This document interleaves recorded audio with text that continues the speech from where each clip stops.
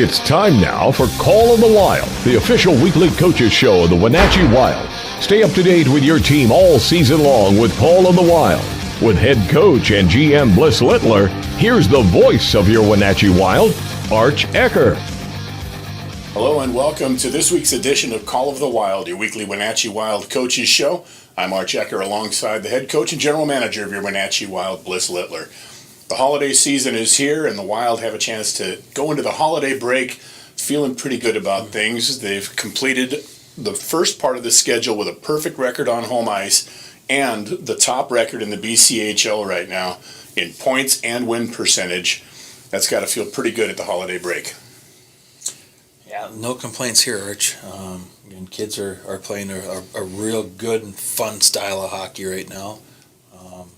They care about each other, and it's nice to go into break where you on a winning note and playing good hockey. I know that we get a chance to watch the team play night in and night out, and we obviously may have a little bit of colored glasses sometimes when we look at our own team and feel good about what they're doing. But tell me about some of the feedback that you get from the college scouts. And these are guys that watch hockey all over the country. Tell me what they're saying about what they see when they watch the Wenatchee Wild. Well, a lot of times, Arch, they're going to tell you what you want to hear because they're recruiting your kids. But for the most part, they tell us that you guys make a lot of plays, that you play extremely fast, and you're a lot of fun to watch. So that's it's all positive feedback. You know, it's interesting. We talk about making plays, and it's almost become sort of an overused buzzword in sports because guys are always talking about the way to say you just got to make plays. But until you see it really come to fruition, all of a sudden it gets a different light on it because you can say it all day, but until you start executing it, that's when you can really appreciate what it really means. Well, it's making a play is making a pass, beating a guy, getting back into the play, and then finishing. We don't dump a lot of pucks in. Sometimes we probably should. Even numbered situations, we probably should dump a few more pucks in, but our guys are trying to make plays and trying to sometimes make something happen when there's very little in the situation to make happen. But again, we're encouraging that right now, and our guys are getting better. Give me a couple of examples. Now, when we say make plays, I think the average fan's going to think that's your highlight reel stuff. That's a goal. Yeah. That's a guy making a perfect pass, going top shelf, those kind of things. There is a lot more to making plays that are off the highlight reel. Give me a couple of examples. Well, it could just be breaking the puck out where a defenseman picks the puck up, he moves it D to D, he takes a hit, the next defenseman picks the puck up, and we have a center coming through the middle of the ice, and they're pinching down the wall, and he's throwing it underneath the player's stick for a breakout pass. I mean, it could be as simple as that, or it could be in the neutral zone, where we regroup the puck, we come in for the rush, that we move the puck from the wall to the middle, back to the wall to get their D moving, and as it goes to the wall, the middle drive guy drives the net, pushes their D back, which creates a little bit of a hole, and our defensemen jump up into that hole, and we pass the puck to that guy. It could be in the offensive zone, our in-zone offense, where we have one guy in front of the net to screen, the guy in the corner with the puck, and it could be our third forward finding the soft spot in their defense, whether it's we like to go side slot a lot, which is closer to the wall. And as the guy is coming up the wall, you're sliding. You're trying to find an area to get yourself free. And sometimes the guy's there, but you just got to get the stick blade free. And all kinds of things what we consider making a play. But it usually has to do with moving your feet and moving the puck is what it has to do with. There's a phrase that says sometimes you have to take a hit to make a play. How does that apply? Well, a lot of times, especially with the defenseman or a forward maybe has the puck on a breakout and you're right before the red line, you can take two more strides and be able to maybe bounce it off the boards and have the center skate into the puck, or maybe it's just chipping the puck all the way in. But to do that, you're going to get hit. But you're going to bring the guy with you. You move the puck up the ice. You take the hit to make the play. And that happens quite a bit. That if you're scared to take the hit, then you come up short and you try to make a great pass, and a lot of times it ends up being an icing. Or turnovers happen, right? Yeah. All right, let's go back and talk about the last couple of games on home ice at Town Toyota Center. We'll start off with the Friday night game with the Nanaimo Clippers coming into town. And last week we talked about the fact that for the Wild, an opportunity to see Nanaimo again just a week after maybe letting one get away up on the island, having the opportunity to face them head-to-head back here was something that they relished, and they certainly took advantage of that opportunity and made the most of it. Yeah, we thought we did a lot of things right up in Nanaimo, and their goaltender played well, and as we got to the overtime they probably outplayed us in the overtime. They made more plays than we did, but they hung around, and when we had opportunities to score, either their goalie made a big save, we missed the net. It could be plenty of things, but we thought we carried a lot of the play, and next thing you know, you walk out of there and you get beaten double overtime.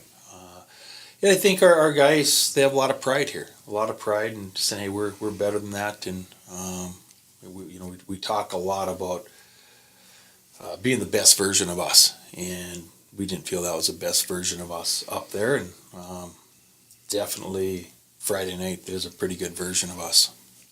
A lot of times you hear coaches say that, maybe it's not even just coaches, maybe it's media putting it in coaches' mouths, but surrendering goals in the first minute of a period or the last minute of a period, those are, at least from what people tend to say, those are bad things. Now, I guess if, as a coach, you might say, hey, surrendering a goal anytime is bad.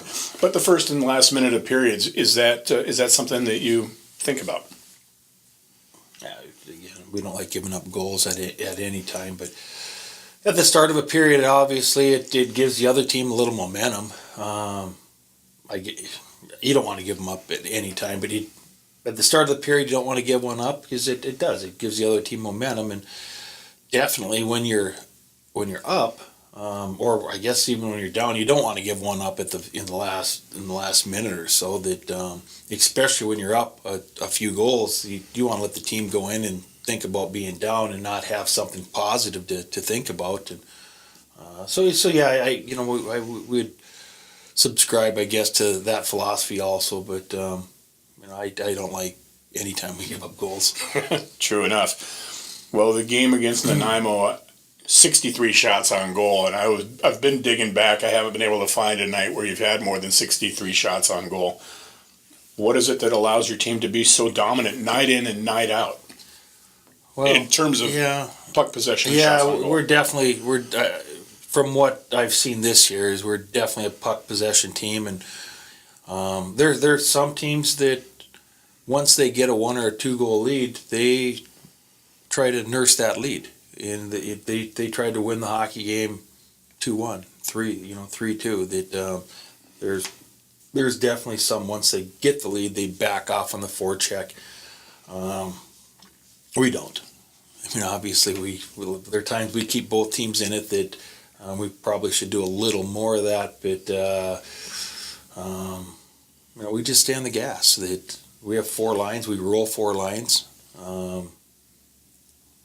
It's how we play. That we're going to be aggressive, and we're not going to back up and trap at any point. That we're gonna send our guys after you, and it's just the style of play that we have right now, and we have a lot of guys that fit that style of play. We have a lot of guys that really can move, that have good feet, that have good puck skills and stick skills, where they're good passers, and we definitely have some guys that know how to finish, and so it really fits how we like to play. A solid win against Nanaimo on Friday night, then you come back on Saturday and you have the Powell River Kings coming in. In that situation, again, another team from the island that you maybe let one get away from earlier in the season. Granted, it was a lot longer ago, going back to September, but with a chance for some redemption against Powell River. the guys came out very focused and were ready to rock and roll on Saturday. I had a feeling we'd be ready to go Saturday. That our leaders they've talked for 3-4 weeks now about finishing the first part of the year. That let's go into break feeling good about ourselves. That let's go into break playing our best hockey and keep getting better each week, and nobody's checking out early. And definitely that was the case. That I think we had all 22 guys that were checked in right till the end, and we know when we come back after the break here that we have a very tough schedule, kicking it off, but we also know that we played well right away, that we could do some special things the last part of the year. Got a great start on Saturday night from Brian Williams, 2 first period goals, and we talk about him in terms of his support role because he's always there kind of helping out Harris and Combs and their points and whatnot. But for Williams, he's a guy that his work ethic allows him opportunities, and he got a couple of them back-to-back there in that period. Yeah. Brian, he's a tireless worker. That, again, one of our leaders. And he's got a nose for the net. So he's in a good spot with the 2 guys that he plays with, and he complements both Brendan and Charlie very well. When you talk about going into the break with something you can feel good about, of course, you can only control what you can control. You got a little help out in Salmon Arm on Saturday night as well. If Salmon Arm defeated Penticton, that allowed you to move into the number 1 slot. How important is that for your team to have that number 1 slot going into break? I think it's our fans like it. You like it. I guess I'd rather be there than ahead of them than behind them. But we play 58 regular season games. That it's in this league. I apologize if there's. I don't think there's even a like in the USHL. There's an Anderson Cup for the winner of the regular season and a Clark Cup at the end. And I don't know if there's even a cup for it. So I think the important thing here is to be playing our best hockey when we get to the playoffs. And our kids set that goal at the start of the year of the Fred Page Cup, and I guess that's the important thing there is keep getting better each week and being the best version of us that we can be. And definitely it's way too early to start watching what other teams are doing. With that, we'll take a quick break and come back with our final segment of this portion of the show back in a couple of moments on your Wenatchee Wild Hockey Network.